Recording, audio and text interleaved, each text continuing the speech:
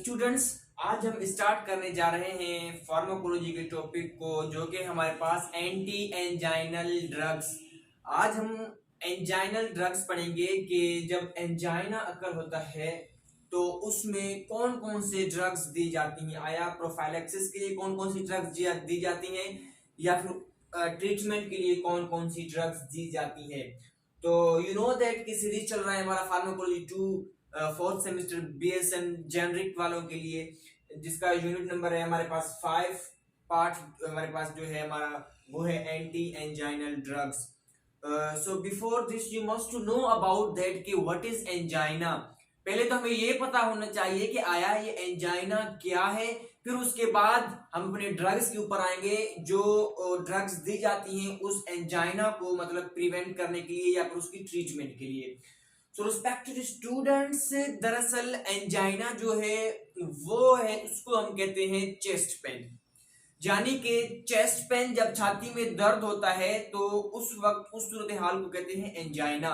लेकिन एंजाइना क्या है कि हमारा जो हार्ट होता है तो हार्ट में जो कोरोनरी आर्टरीज होती हैं जो कि हार्ट के खुद को ही मतलब इस हार्ट को ही जो ब्लड सप्लाई कर रहे होते हैं।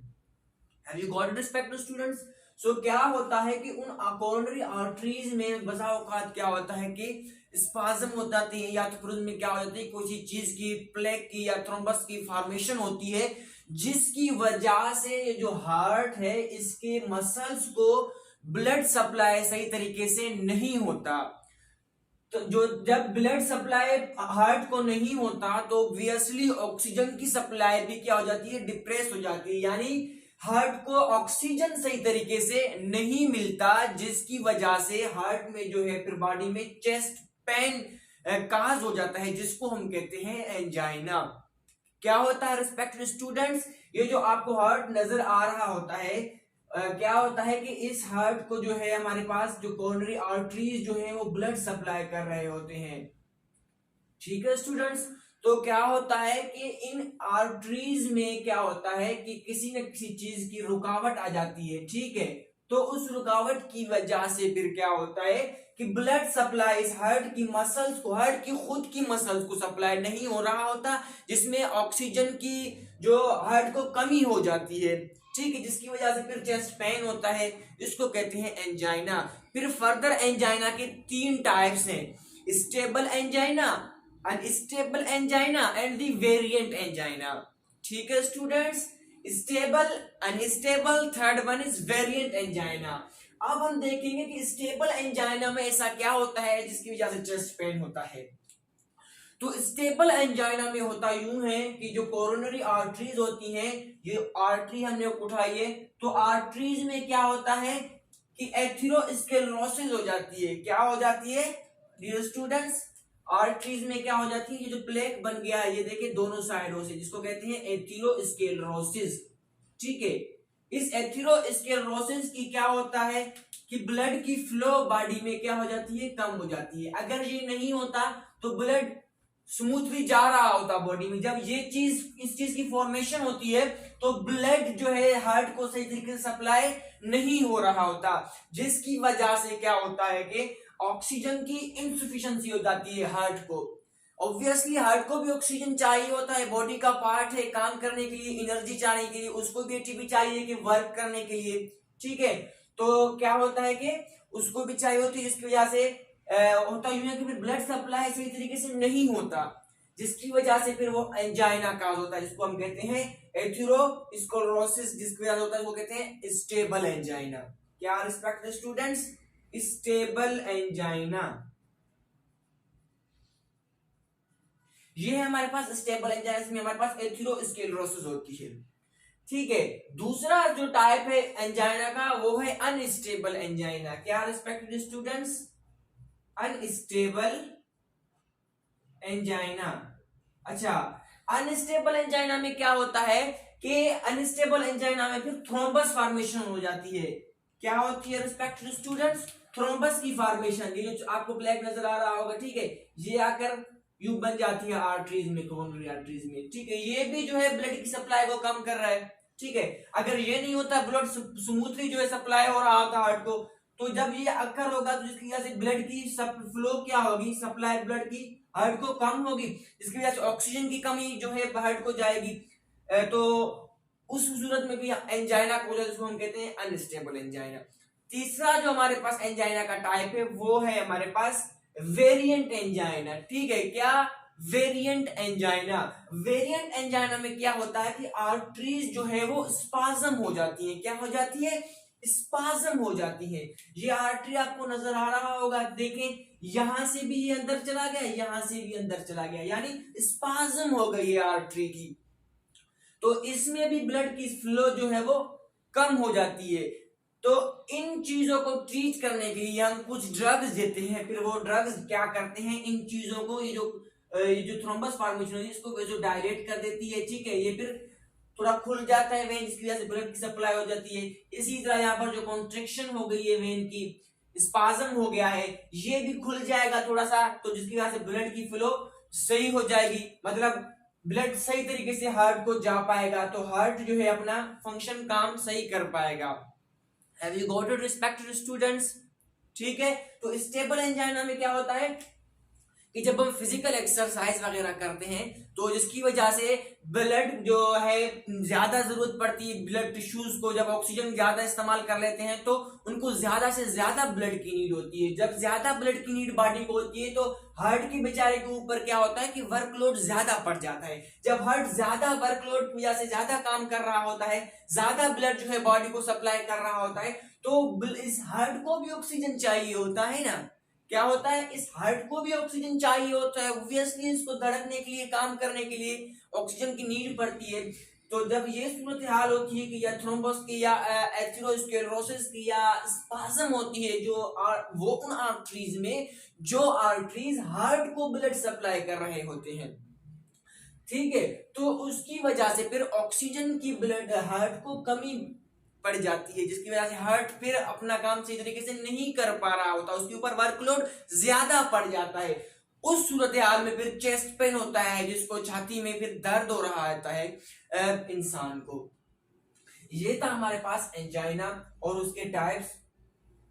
अब हम अपने फार्माकोलॉजी की तरफ जाएंगे कि एंजाइना में, इस सूरत हाल में छाती का जो दर्द होता है उसमें कौन कौन सी ड्रग्स दी जाती हैं। Have you got it, respected students? उसके बाद अब हम जाएंगे अपने फार्माकोलॉजी की तरफ। इसको हम मिटा देते हैं। रिस्पेक्टेड स्टूडेंट्स, हमारे पास ड्रग्स जो हैं, एंटी एंजाइनल ड्रग्स, उनको जो है क्लासिफाई किया गया है 3 टाइप्स में। क्या? कितने टाइप्स में रिस्पेक्टेड स्टूडेंट्स? 3 टाइप्स में उनको क्लासिफाई किया गया है। तो 3 टाइप्स हमारे पास कौन कौन से? नंबर 1 है हमारे पास नाइट्रेट्स। ठीक है, नाइट्रेट्स। नंबर 2 है हमारे पास बीटा ब्लॉकर्स। नंबर 3 है हमारे पास कैल्शियम चैनल ब्लॉकर।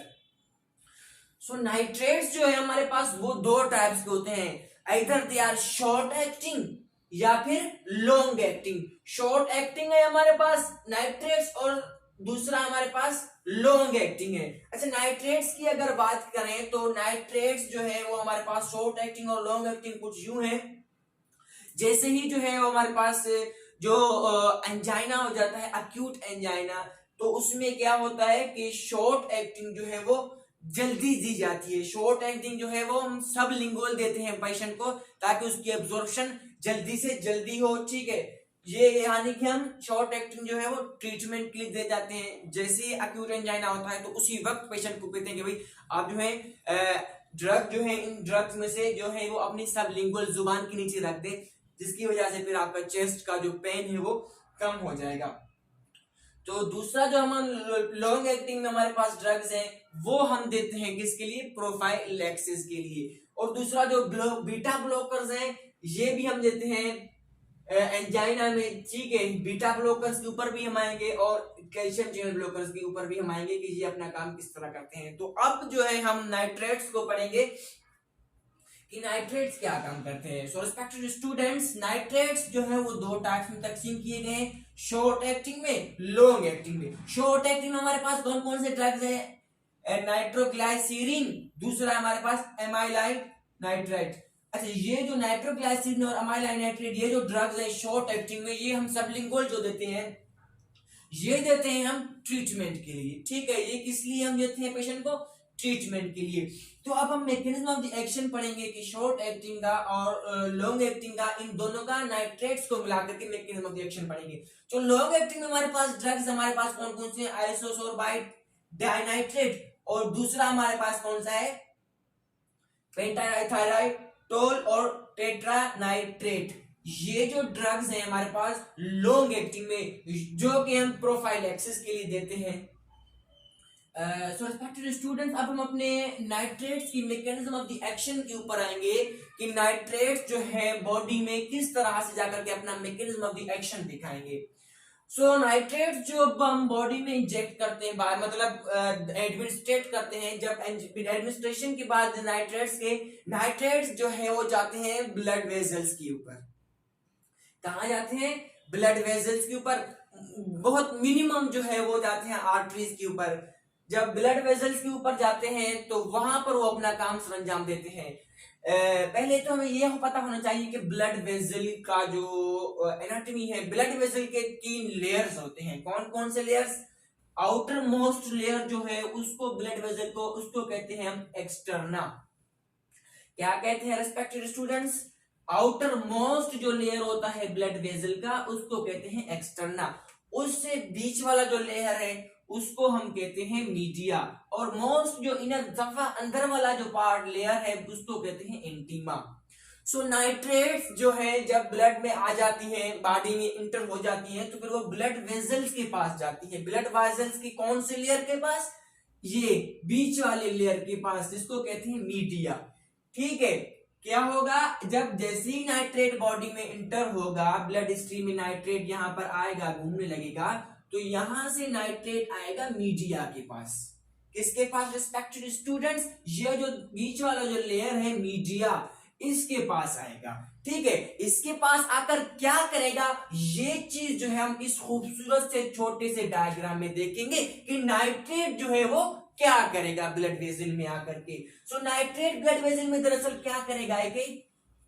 जैसे ही नाइट्रेट जो है ब्लड में आएगा, ठीक है, तो वो क्या करेगा? नाइट्रस ऑक्साइड रिलीज करेगा। क्या करेगा रिस्पेक्टेड स्टूडेंट्स? नाइट्रस, ठीक है, ऑक्साइड।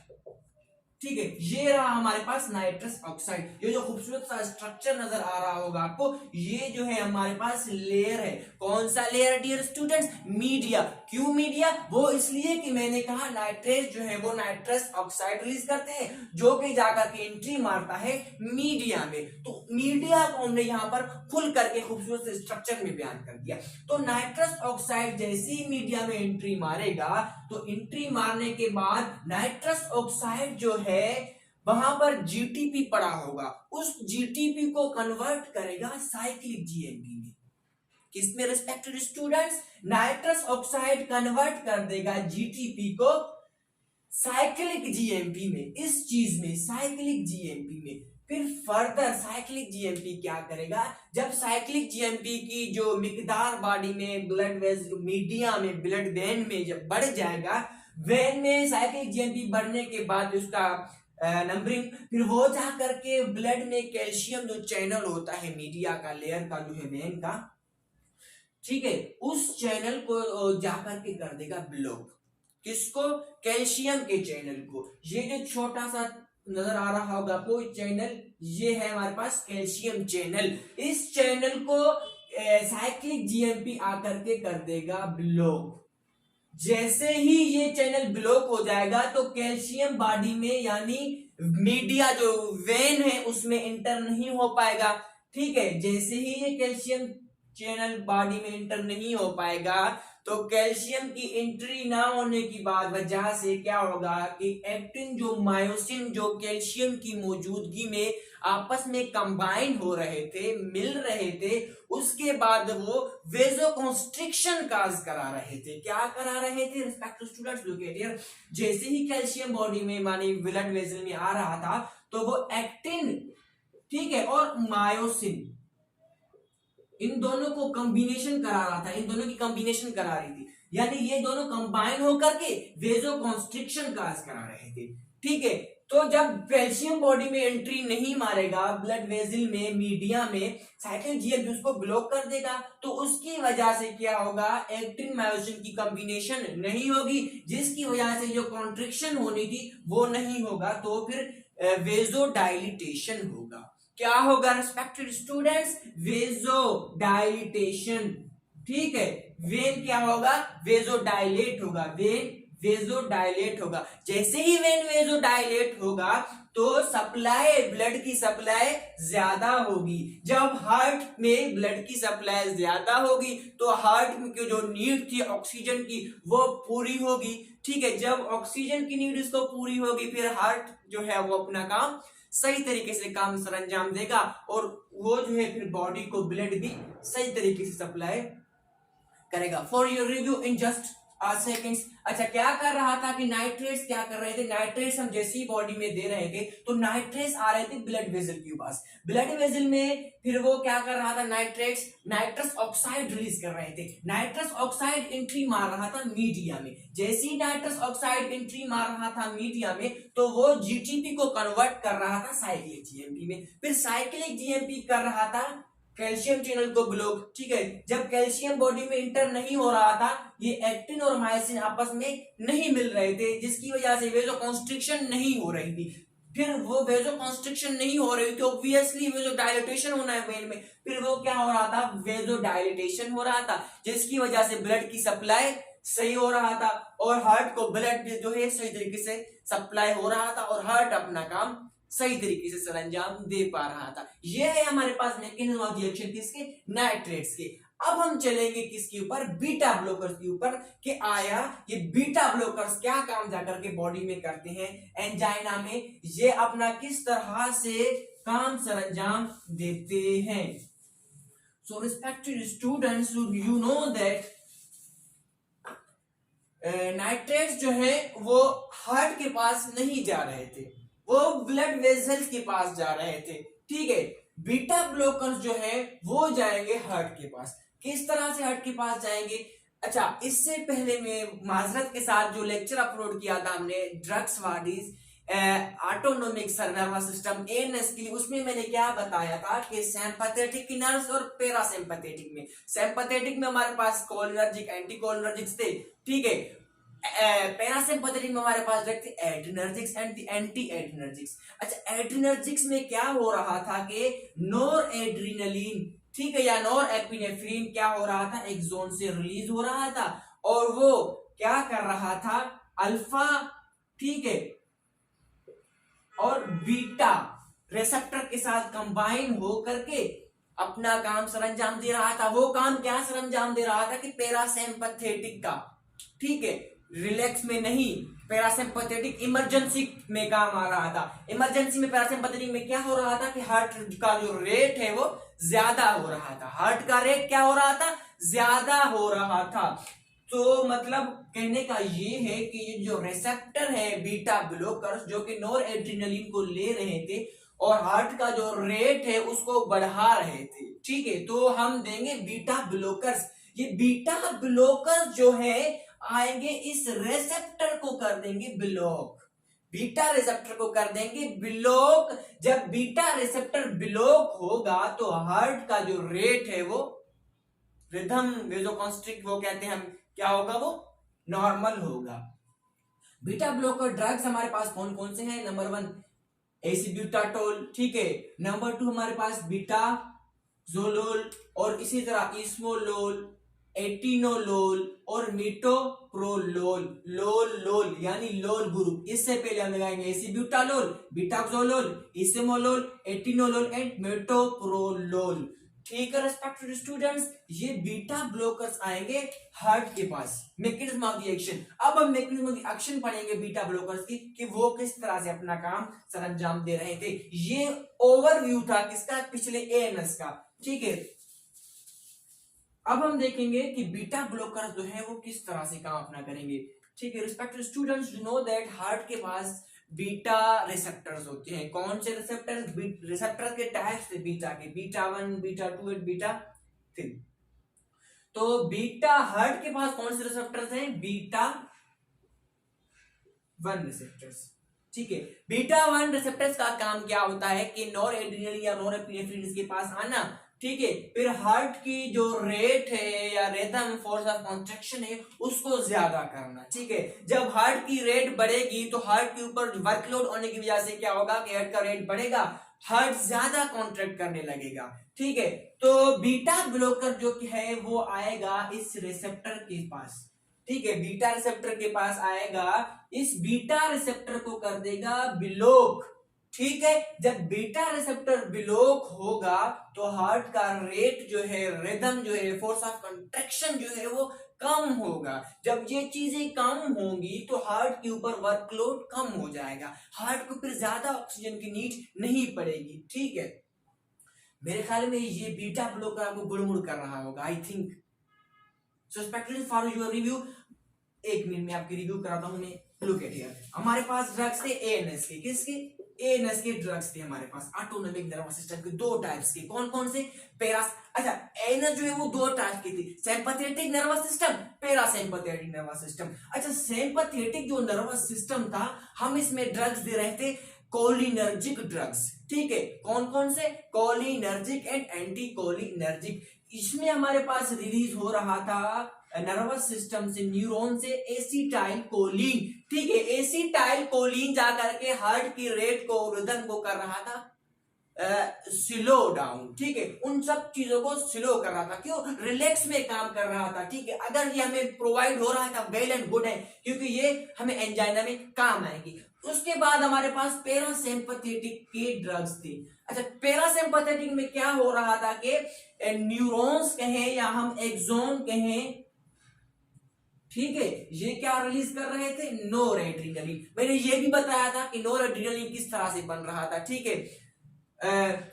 फिर आप अगर देखना चाहती हैं कि ये पूरे काम को, तो वीडियो जो है अपलोड की हुई है मैंने, ठीक है, एएनएस की ड्रग्स के लिए, वहां पर आप इस फंक्शन को जाकर के देखेंगे तो बेहतरीन वाला समझ में आएगा आपको। यहाँ पर जस्ट मैं ओवरव्यू दे रहा हूँ, ओवरव्यू इसलिए दे रहा हूँ कि बीटा ब्लॉकर्स आपको दरअसल समझ में आए कि ये किस तरह से इनका काम होता है। सो रिस्पेक्टेड स्टूडेंट्स, नोर एड्रिनलिन जब आ रहा था तो वहां पर हमारे पास रिसेप्टर्स थे, ठीक है। अगर हार्ट की बात करें तो हार्ट में हमारे पास बीटा रिसेप्टर्स थे, कौन से रिसेप्टर्स, बीटा 1 रिसेप्टर्स, ठीक है। तो बीटा रिसेप्टर्स जो थे वहां पर हमारे पास alpha and the beta receptors, ठीक है, ये हो गया कोई ऑर्गन। तो नोर एड्रिनलिन जो है इस रिसेप्टर के साथ आकर के मिल रहा था, ठीक है, इस रिसेप्टर के साथ आकर के मिलकर के हार्ट की रेट को, ठीक है, कॉन्ट्रैक्शन और फोर्स ऑफ कॉन्ट्रैक्शन ज्यादा, जिन चीजों को क्या कर रहा था वो बढ़ा रहा था, ठीक है, जिसकी वजह से हार्ट के ऊपर वर्कलोड ज्यादा हो रहा था। तो जब बीटा ब्लॉकर जो हम देंगे बॉडी में तो ये चीज जो है आएंगे, इस चीज को ब्लॉक करेंगे, फिर ये जो चीज है इसके साथ नहीं मिल पाएगा, ठीक है रिस्पेक्टेड स्टूडेंट। जब ये नहीं मिलेगा इसके साथ तो हार्ट का जो रेट है, जो फोर्स ऑफ कॉन्ट्रैक्शन है, वेलोसिटी ऑफ द कंडक्शन है, वो नॉर्मल हो जाएगी, ठीक है। जब वो नॉर्मल होंगी तो हार्ट के ऊपर ज्यादा बर्डन नहीं आएगा, तो उसको ऑक्सीजन की ज्यादा फिर नीड नहीं पड़ेगी, ठीक है। ये थे हमारे पास बीटा ब्लॉकर्स जो जा करके ये काम बॉडी में कर रहे थे। अब हम आएंगे अपने ड्रग्स के ऊपर, जो कि हमारे पास थर्ड क्लासिफिकेशन वो है हमारे पास कैल्शियम चैनल ब्लॉकर्स। क्या respected students, look at here, calcium channel blockers. Calcium channel blockers के हम नाइट्रेट्स भी दे रहे थे जो इस पूरे प्रोसेस से होकर के आकर के इस कैल्शियम चैनल को कर रहे थे ब्लॉक, ठीक है, लेकिन कहां पर, वेन्स में और आर्टरीज में मिनिमम, बिल्कुल कम, क्यों, क्योंकि वहां पर नाइट्रस ऑक्साइड जाकर के अपना काम सही तरीके से नहीं कर पाता। आर्टरीज नाइट्रस ऑक्साइड बिल्कुल कम जो है वो प्रोवाइड या रिलीज करते हैं। दूसरा हमारे पास कैल्शियम चैनल ब्लॉकर्स है जो डायरेक्ट हम देंगे, ठीक है। ये जो है हमारे पास कौन कौन से, पहले ड्रग्स तो देखें कि हम कौन कौन से ड्रग्स है हमारे पास, उसके बाद देखेंगे कि ये काम क्या करते हैं। अच्छा कैल्शियम चैनल में हमारे पास ड्रग्स जो है वो है हमारे पास एम्लोडापाइन, ठीक है, क्लेविडाइपाइन, इसी तरह नाइकाडाइपाइन, इसी तरह नाइमोडाइपाइन और वीरापेमिल, ठीक है, वेरापेमिल। तो ये जो ड्रग्स है हमारे पास कैल्शियम चैनल ब्लॉकर्स हैं, ठीक है। ये हार्ट के ऊपर जो है हमारे पास कैल्शियम जो एंटर हो रहा होता है हार्ट में, ठीक है, हार्ट में एंटर होने के बाद या हार्ट के जो वेन्स कहें हम, जहां पर हमारे पास क्या हो रहा था कि एक्टिन और मायोसिन वेसोकंस्ट्रिक्शन काज करवा रही थी, ठीक है। तो कैल्शियम की वजह से ये कैल्शियम चैनल ब्लॉकर्स उस कैल्शियम को जाकर चैनल को जाकर के कर देंगे ब्लॉक। क्या करेंगे रिस्पेक्टेड स्टूडेंट्स, इस चैनल को कर देंगे ब्लॉक, ठीक है। जैसे ही कैल्शियम चैनल ब्लॉक होगा तो कैल्शियम चैनल ब्लॉक होने की वजह से ये फिर वेजो कॉन्स्ट्रिक्शन नहीं होगा और वेजो डायलिटेशन होगा। जैसे ही वेजो डायलिटेशन होगा तो बॉडी में जो है ब्लड की फ्लो, वो हम किसी बॉडी के पार्ट में कहें या फिर वेन्स में या कहें, तो वहां पर ब्लड की फ्लो ज्यादा होगी, जिसमें ब्लड के साथ हेमोग्लोबिन मौजूद होता है। जो आपको पता ही होगा, जो हेमोग्लोबिन ऑक्सीजन को कैरी कर रहा होता है, सप्लाई कर रहा होता है, उस ऑक्सीजन की सप्लाई सही होगी।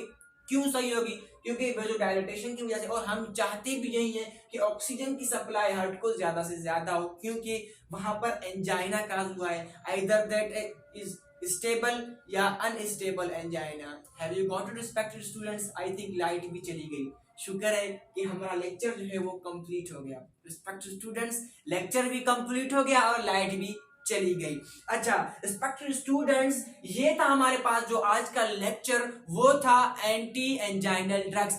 रिस्पेक्टेड स्टूडेंट्स, अगर लेक्चर्स आपको समझ में आ रहे हो फार्माकोलॉजी के लिए, डीएसएन जेनरिक के लिए, so kindly mister Sanaullah lectures को सब्सक्राइब करना ना भूलिए, लाइक एंड शेयर भी जरूर करें, ताकि फर्दर जो हमारे पास आगे जो है हमारे पास जैसे डेवलपमेंटल साइकोलॉजी तो हमारे पास 4th सेमेस्टर में, इसी तरह हमारे पास बायोस्टैटिक्स और रिसर्च, ये जो बड़े बड़े सब्जेक्ट्स हैं, उनके जो नोटिफिकेशंस आप तक टाइम से पहुंच सके और आप जो है एक प्रोफेशनल नर्स जो करें फिर बनकर दिखाएं।